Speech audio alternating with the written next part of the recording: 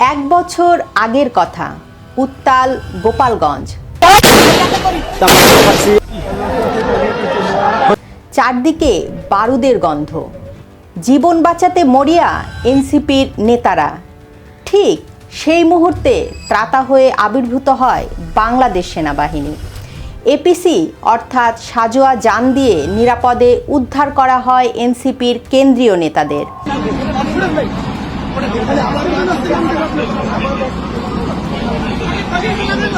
কিন্তু এক বছর ঘুরতেই দৃশ্যপট সম্পূর্ণ বদলে গেল। মঙ্গলবার হবিগঞ্জে যখন এনসিপি নেতাদের ওপর হামলা হলো, গাড়ি ভাঙচুর করা হলো, কোথায় ছিল সেই সেনাবাহিনী? কেন এগিয়ে এলো না সাজোয়া যান? এই এক বছরের ব্যবধানে কি এমন ঘটে গেল ক্ষমতার অন্দরে? তবে কি সত্যিই ফুরিয়ে আসছে এনসিপির রাজনৈতিক সময়? আজ যদি সত্যি এই অবস্থা হয়, তবে সাবেক প্রধানমন্ত্রী শেখ হাসিনা দেশে ফিরলে কি হবে এনসিপি নেতাদের?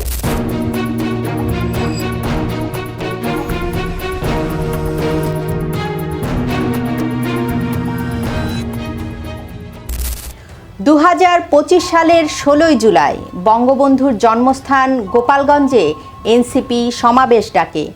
সেখানে স্থানীয় মানুষের উপস্থিতি ছিল না।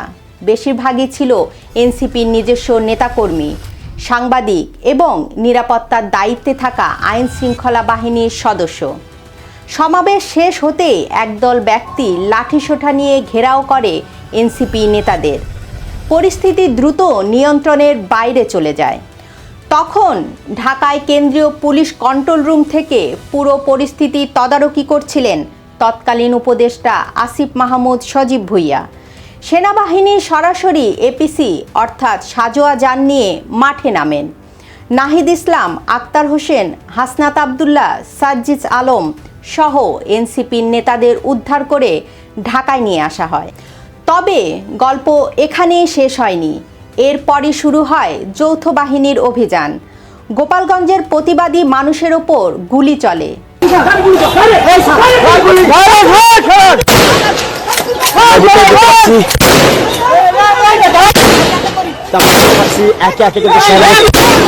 এতে দীপ্ত সাহা, রমজান কাজী, সোহেল রানা, ইমন তালুকদার, রমজান মুন্সি নিহত হয়।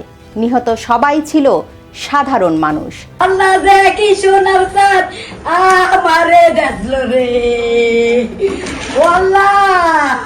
কারফিউ দিয়ে বাড়ি বাড়ি তল্লাশি চালিয়ে বহু মানুষকে গ্রেপ্তার করে যৌথ বাহিনী।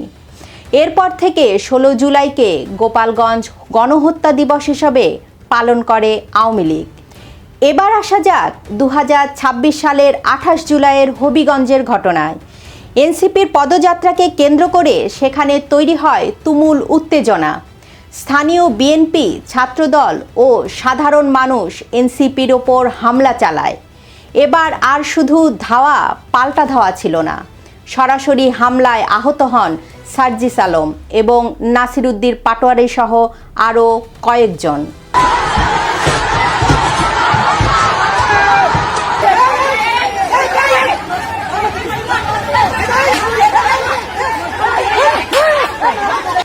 এনসিপির একাধিক গাড়ি ভাঙচুর করা হয়। পরিস্থিতি নিয়ন্ত্রণে হবিগঞ্জ শহরে জারি করা হয় 144 ধারা। পরদিন সেখানে যাওয়ার সময় পুলিশের সাথে নেতাকর্মীদের ধস্তাধস্তি হয়। তবে এখানে কোনো সেনা সাজোয়া যান বা এপিসি এনে নেতাদের উদ্ধার করা হয়নি, কিংবা হামলাকারীদের লক্ষ্য করে গোপালগঞ্জের মতো নির্বিচারে প্রাণঘাতী অস্ত্র ব্যবহার করা হয়নি। প্রশ্ন হলো, এক বছরের ব্যবধানে সেনাবাহিনীর এই ভূমিকায় এত আকাশ পাতাল তফাৎ কেন? কেন গোপালগঞ্জে এপিসি গেল, গুলি চলল, কিন্তু হবিগঞ্জে কিছু হলো না? বিশ্লেষকরা বলছেন এর পেছনে রয়েছে 3টি প্রধান কারণ। প্রথম কারণ, রাজনৈতিক গুরুত্ব। গোপালগঞ্জের ঘটনা ছিল অন্তর্বর্তীকালীন সরকারের ক্ষমতার একেবারে শুরুর দিকে। তখন আওয়ামী লীগকে নিশ্চিহ্ন করতে রাষ্ট্র সরাসরি তার সর্বশক্তি প্রয়োগ করেছিল। এনসিপি তখন ডক্টর ইউনূসের চোখের মণি। তাই গুলি চালাতে কিংবা সাজোয়া যান নামাতে 1 সেকেন্ডও দেরি করেননি প্রশাসন। দ্বিতীয় কারণ, এনসিপির জনপ্রিয়তার পতন। 24শে 5 আগস্ট যে সাধারণ গণ অভ্যুত্থান ছিল না, এটি ছিল ষড়যন্ত্র, মানুষ তা বুঝতে পেরেছে। তাই এনসিপির নেতাদের এখন ঘৃণার চোখে দেখছে সাধারণ মানুষ। এনসিপিকে মানুষ একসময় পরিবর্তনের প্রতীক ভেবেছিল। ক্ষমতার কাছাকাছি গিয়ে তাদের অনেক নেতার বিতর্কিত কর্মকাণ্ড সেই জনপ্রিয়তায় বড় ধাক্কা দিয়েছে। তৃতীয় কারণ, ক্ষমতার ভারসাম্য ও সেনাবাহিনীর অবস্থান। সেনাবাহিনী সবসময় একটি পেশাদার প্রতিষ্ঠান হিসেবে মাঠের বাস্তবতাকে মূল্যায়ন করে।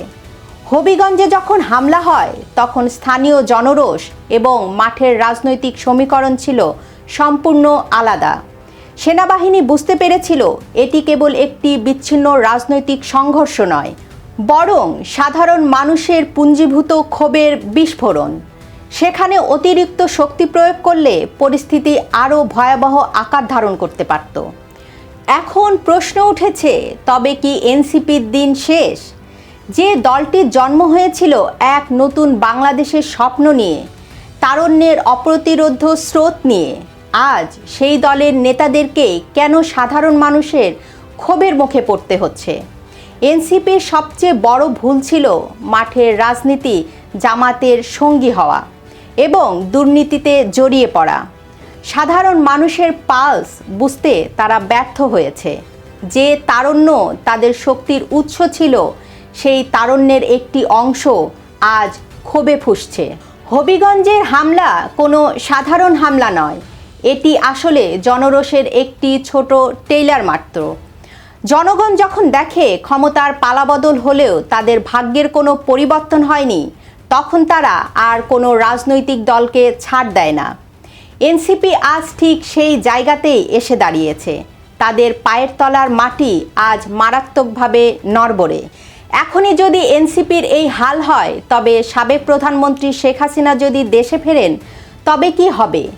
ভাবুন তো একবার, যে আওয়ামী লীগ সরকারের পতন ঘটাতে এনসিপি এবং তাদের সহযোগীরা দিনরাত এক করে দিয়েছিল, সেই দলটির প্রধান বা নেতাকর্মীরা যদি যে কোনো উপায়ে দেশে ফেরেন, তবে এই এনসিপির রাজনৈতিক অস্তিত্ব কি টিকবে?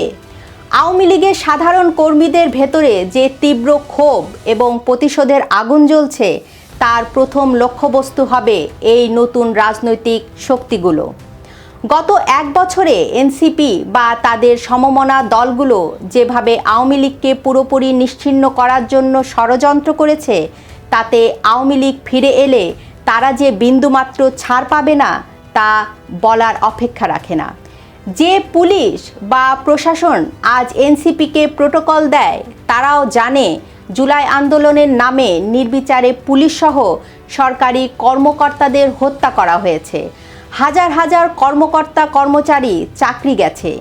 কাল যদি ক্ষমতার পালাবদল হয়, তবে তারা এক মুহূর্তের জন্যও এনসিপির নেতাদের রক্ষা করতে এগিয়ে আসবে না। হবিগঞ্জের হামলা তো কেবল একটা টেইলার মাত্র। শেখ হাসিনা ফিরলে বা আওয়ামী লীগ ঘুরে দাঁড়ালে এনসিপি সহ তাদের জোটসঙ্গী রাজনৈতিক দলগুলোর অস্তিত্ব থাকবে কিনা সন্দেহ। ইতিহাস বড়ই নির্মম। ক্ষমতা আজ আছে তো কাল নেই।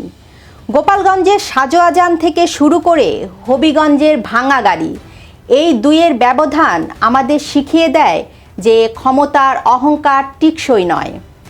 জনগণের মন জয় করতে না পারলে কেউ আপনাকে শেষ রক্ষা করতে পারবে না। আপনার কি মনে হয়, এনসিপির পতন কি আসন্ন? আর শেখ হাসিনা দেশে ফিরলে তাদের অবস্থা কি হবে? জানান আপনার মতামত। ভিডিওটি শেয়ার করুন, লাইক দিন, সম্ভব হলে চ্যানেলটি সাবস্ক্রাইব করুন। এতক্ষণ সঙ্গে থাকার জন্য ধন্যবাদ।